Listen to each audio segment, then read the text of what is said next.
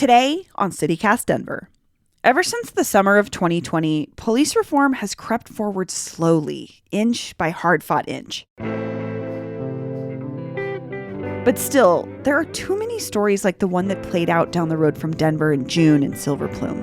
A young man named Christian Glass called 911 looking for help, and that call escalated into a violent confrontation that ended in his own death.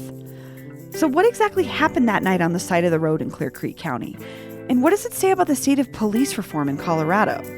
The officers realized that the public wanted something different. I mean, you can talk pretty openly to any police chief or sheriff about it. And they're like, yeah, we get it. Like, people wanted a change. And so we're trying to change. Now, do they all love it? I wouldn't go that far. Allison Sherry is a criminal justice reporter with Colorado Public Radio. And she's on the show today to put this tragic story in context. Oh, and just a warning, this episode contains audio from police body camera footage. It may not be suitable for all listeners. Today is Monday, September 19th, 2022. I'm Bree Davies, and this is CityCast Denver.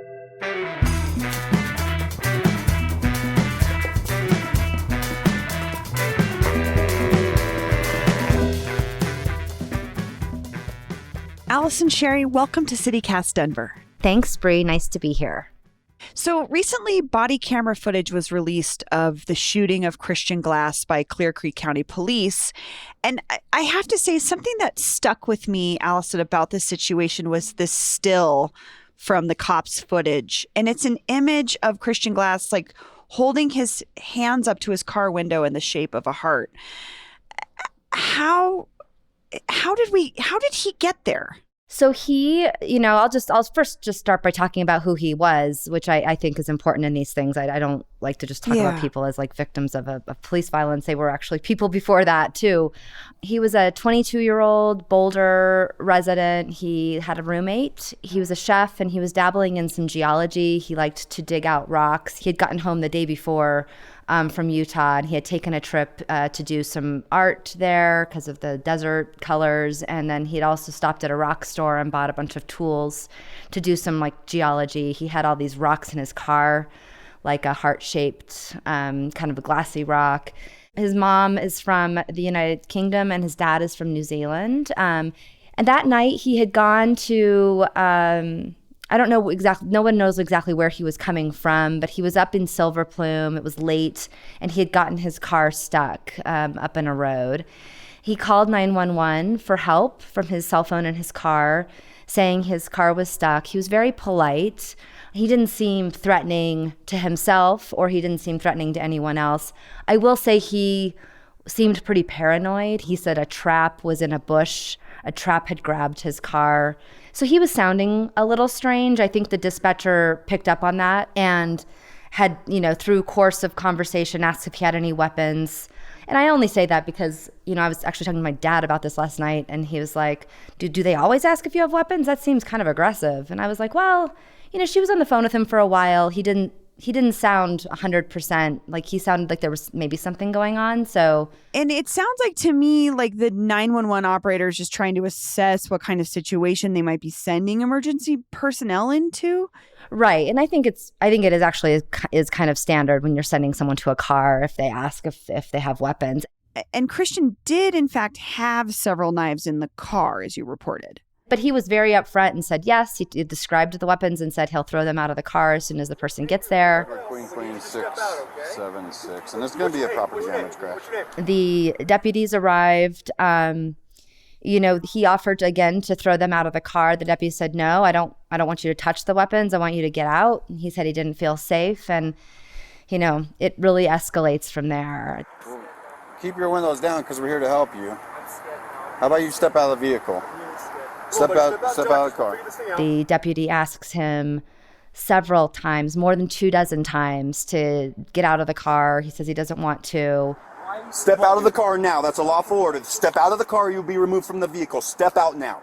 They say they're going to drag him out of the car. They tell him they're going to break his window. He clearly is scared. He tells them over and over he's scared. He makes that heart sign that you mentioned towards the officers a lot. He blows kisses to the officers a lot, but he doesn't really get out of the car. Look over here, man. You want some paper? So you can write me what you want? He did offer to throw the knives out. They didn't say yes. He would pick up the knife. When they broke his first window with a baton, he picked up the knife, put it back down. You know, they're yelling at him to drop the knife.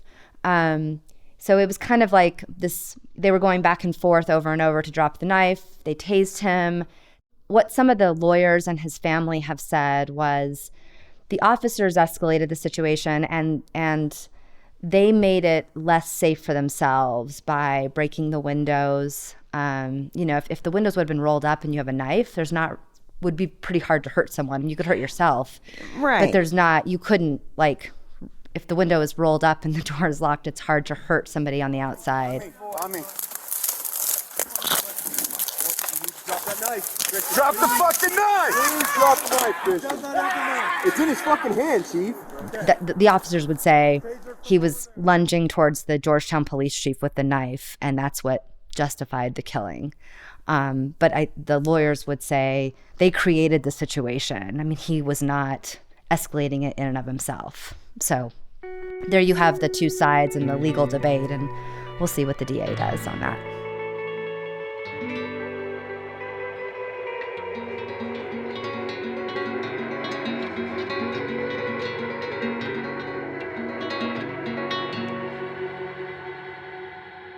And what stuck out to me too is that this encounter with police lasted for more than an hour. Right. And there were a couple of officers that were trying to there was this initial escalation, I think, by the way the first officers who responded were talking, but then later on some other officers joined them that seemed to be trying to de-escalate the situation.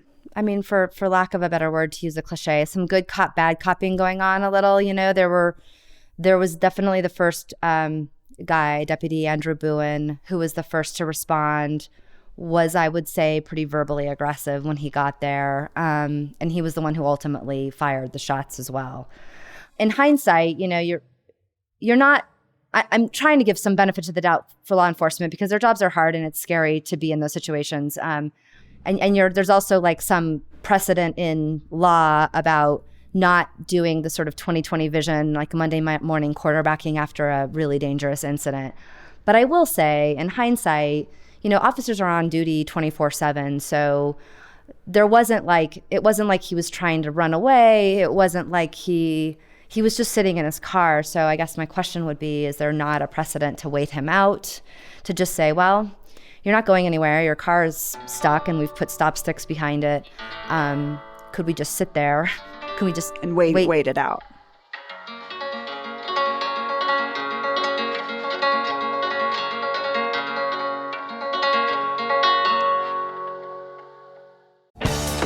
Still getting around to that fix on your car?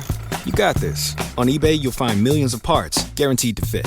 Doesn't matter if it's a major engine repair or your first time swapping your windshield wipers. eBay has that part you need, ready to click perfectly into place for changes big and small. Loud or quiet, find all the parts you need at prices you'll love. Guaranteed to fit every time. But you already know that. eBay. Things, people, love. Eligible items only. Exclusions apply. I do want to get into this a little bit into this co-responder program situation. So for folks that don't know, the co-responder programs often work in conjunction with police departments. They're staffed by mental health clinicians. They are utilized as interventions in emergency situations where it seems to be a mental health situation. Where this happened in Clear Creek didn't have one of these programs, but the neighboring counties had these programs. I mean, I don't want to speculate. We can't really speculate, but this could have been a situation where if they had a co-responder program, that would have been appropriate in this situation. Yeah, you know, some of the co-responder programs operate, and I'm thinking of Denver, you know, which has a very robust one. I'm sure you guys have talked about this on the show. I've heard. Oh, yeah. You know, they'll go out instead of law enforcement. And I think some of the data, it's like, you know, it's less than like 10% of the calls where they go out by themselves without any law enforcement that they actually need to call for backup. It's a really small percentage of calls once they're out there at a scene that the dispatcher determines is not criminal in nature or doesn't really demand a law enforcement presence. Very seldom do they actually feel like they need to call law enforcement in. And this is one of those examples where it seems like you're a dispatcher. This is a non-injury accident. There's no other cars involved. This guy is on the phone. He's sounding a little strange. He's sounding like he was talking about a lot of different things that didn't totally make a lot of sense. But he's also calling for help. He's calling for help, and so that's like almost like a perfect situation in which a dispatcher might say, I don't know if co-responders could like push a car out of a ditch or whatever, but they could go up and talk to him and say like, I'm just going to send this, our co-responder crew up there just to talk and see what's going on. So this incident happened in June. The body camera footage was just released, which is why there's so much more coming out about the situation. Do you know what the next step is or what will happen next with this case? Yeah, and I'll just clarify. The incident happened in June. The parents reached out to these attorneys, I think pretty shortly afterwards, within the month, and the attorneys requested the body cam, which under Colorado's new Senate Bill 217, they have to release really quickly. I mean, it used to just take forever to get body cam, and now there's a law that has to be released pretty quickly. So they were able to obtain it. It was just released to reporters, which is why you're kind of seeing and hearing all of the stories. I have to say I've covered a lot of officer shootings. This is a very slow investigation. This district attorney is definitely taking time. The Colorado Bureau of Investigation was investigating it. She is deciding whether to send the case, and that would be charges against the officer who shot him and or any of the other officers. There's a duty to intervene law in Colorado. So if officers do not intervene in wrongdoing in the moment, they can be charged with a misdemeanor. I know that's what she's weighing right now. She's waiting on the investigation from the Colorado Bureau of Investigation. But it's been some months now, and there hasn't been a lot of public statements from any of the authorities investigating. And so the parents are pretty frustrated, and that's why they decided to come out and be, open with their frustrations and call for justice. They're trying to clear their son's name. The press release that went out right afterwards on how this happened was pretty incomplete, I will say. This is such a complicated situation. What stands out to you here? I mean, you're someone that's been reporting on this kind of thing for a while. There but for the grace of body cams, because I don't know how anyone would have known anything different if it wasn't for the fact that we could sit and watch this now, because even the parents said they didn't know what to believe. They weren't there, they didn't know. They didn't know what was going on with their son, and they thought it didn't sound like him, but that's the account that was given the day after. And I think it's just important for transparency, that people can go and look at this. So, Allison, you've covered criminal justice in Colorado for a long time, and I have to say, this case is making national news. Mm-hmm. Do you think that it is something that could lead to bigger changes with law enforcement? The problem yes, I think it could. I think all of these shootings, when they get attention, often lead to reform. That has been the history of this since George Floyd's murder. Body cam footage comes out, and that's what happened with the summer of 2020, the nation's reckoning with police violence.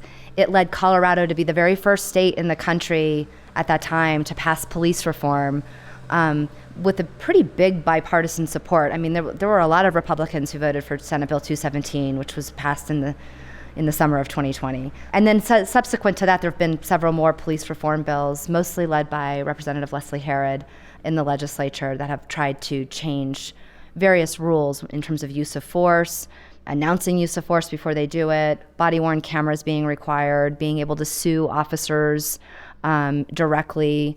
There's some liability that they have individually for wrongful death incidents. In any sort of incident, someone doesn't have to die. So I want to flip to the other side of this situation with police reform, which is the fact that it's getting harder to hire officers. I know that you've covered this as well. Like, it's just getting harder to even get people on the force. Does something like this situation factor into that bigger picture problem with there's just not in some folks' eyes, there's just not enough police?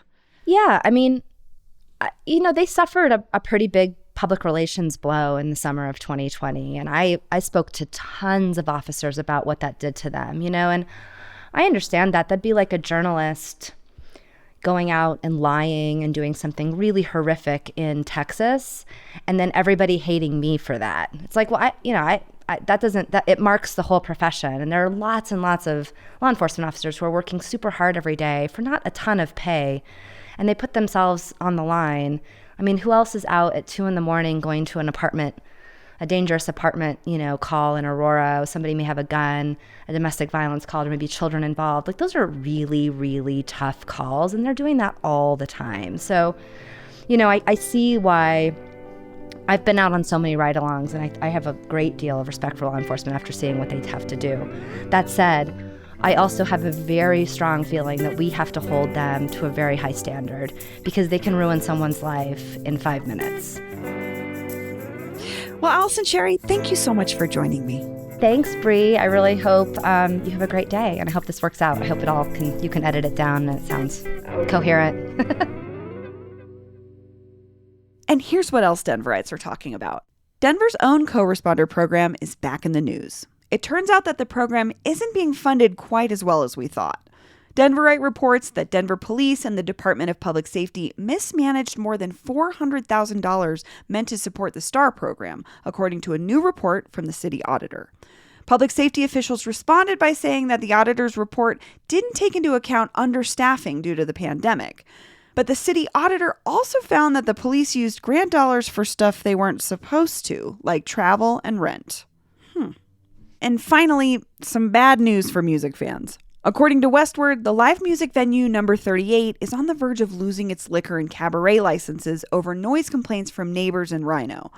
The noise issue has dogged the venue since it opened in October 2020, with neighbors even bringing in a hotshot lawyer to help force a quiet resolution.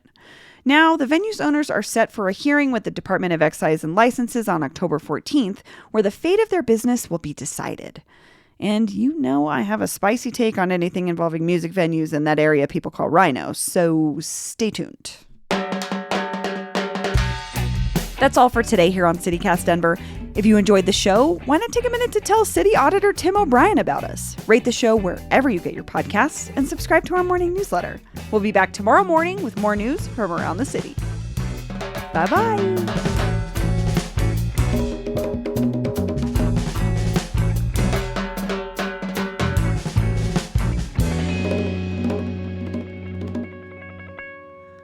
I've had the best Frito pie I've ever had in my entire life was in Albuquerque, and it was homemade, so I can never get it ever again. Okay.